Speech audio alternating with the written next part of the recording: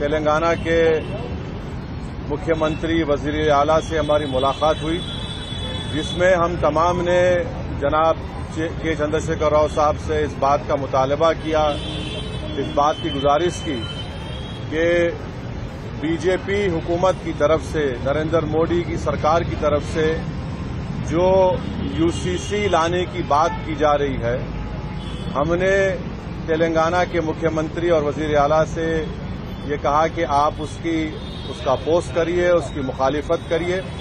हमने chief minister को इस बात का याद दिलाया कि पिछले 10 साल से तेलंगाना स्टेट में उनकी सरकार है, स्टेट में पीस बहुत स्ट्रांग हुआ है, अमन मजबूत हुआ है।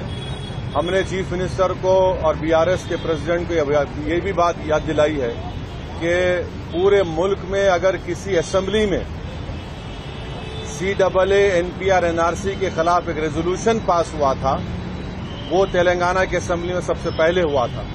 और हमने चीफ मिनिस्टर को अपने रिप्रेजेंटेशन में ये बात दिलाई कि जब CAA का रेजोल्यूशन तेलंगाना में असेंबली में पास हो रहा था, तो उस वक्त बीआरएस की हुकूमत ने, सरकार ने उस रेजोल्यूशन में प्लुरलिज्म और सेकुलरिज्म की बात की।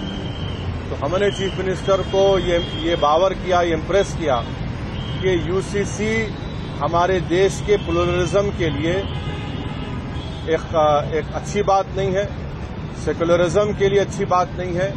हमने चीफ मिनिस्टर से all India Muslim personal law board ने जो लॉ कमीशन को, जो all India Muslim personal law board ने एक नोट दिया है जो 74 पेजेस पर मुश्तमिल है, उसके इम्पोर्टेंट पॉइंट्स हमारे प्रेसिडेंट मौलाना खालिद सैफुल्लाह रहमानी साहब उनको बताए हैं कि कैसे बीजेपी यूसीसी के नाम पर इस मुल्क के प्लुरलिज्म और सेकुलरिज्म को कमजोर करना चाहती है।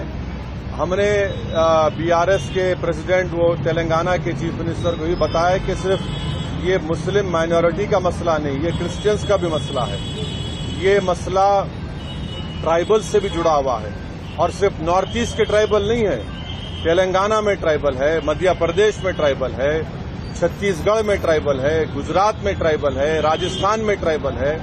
उनका एक कल्चर है और उसका तहफ़्फ़ुज़ करना, और ये सिर्फ ट्राइबल नहीं बल्कि हमारे हिंदू भाइयों के लिए भी ये चीज अच्छी नहीं होगी, क्योंकि हिंदू अनडिवाइडेड फैमिली के तहत 3000 करोड़ का टैक्स रिबेट हमारे हिंदू भाइयों को मिलता है। 2015 के इनकम टैक्स के फिगर्स हैं, और अगर यूसीसी आएगा तो Hindu succession act, Hindu marriage act, ये तमाम चीजें खत्म हो जाएंगी। तो ये मुल्क के लिए ठीक नहीं है। हमारे मुल्क का प्लुरलिज्म हमारे मुल्क की खूबसूरती है, और भारत के प्रधानमंत्री को प्लुरलिज्म से एलर्जी है, वो प्लुरलिज्म को पसंद नहीं करते।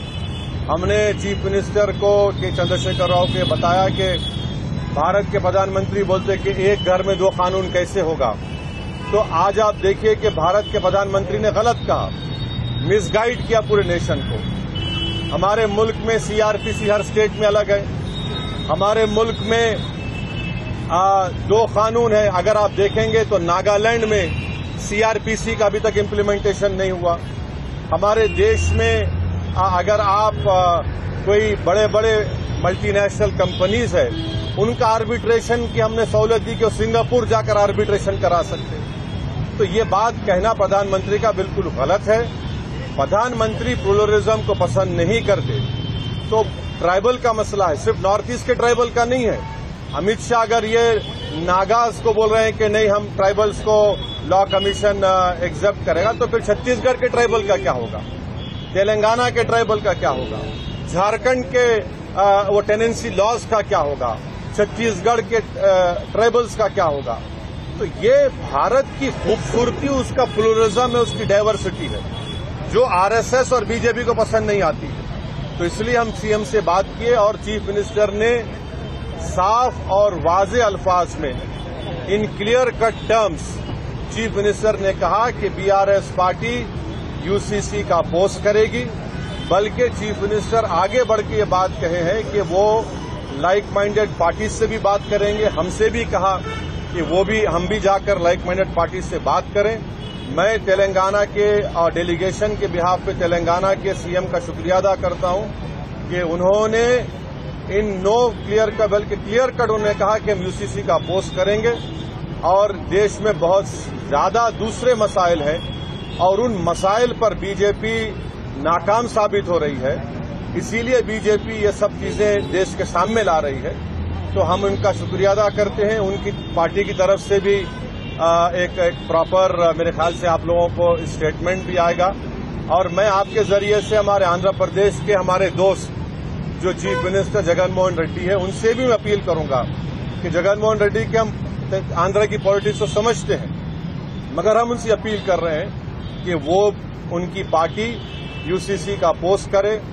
जो पार्टी प्लूरलिज्म को मानती है, जो भारत के डाइवर्सिटी को मानती है, जो भारत एक मोज़ाइक है उसको मानती है, तो उनको यूसीसी को अपोज करना है। और अगर जगन मोहन रेड्डी टाइम देते हैं तो हम भी जाकर जगन मोहन रेड्डी से मुलाकात करेंगे।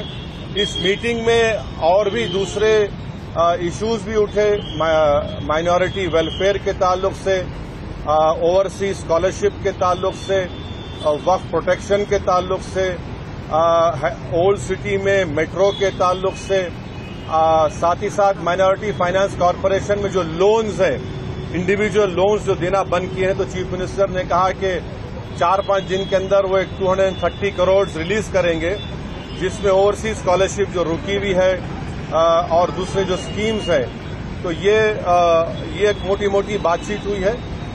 तो हम ये सेक्रेटेरिएट के मसाजिद को जल्द से जल्द और जो दूसरे रिलीजियस स्ट्रक्चर्स हैं वहां पर प्लेसेस हैं उसको भी खोला जाएगा और गच्चीबौली में जो इस्लामिक सेंटर है उसका भी काम शुरू होगा। ये बहुत से इश्यूज के ऊपर सीएम ने हमसे 1.5-2 घंटे बातचीत हुई है।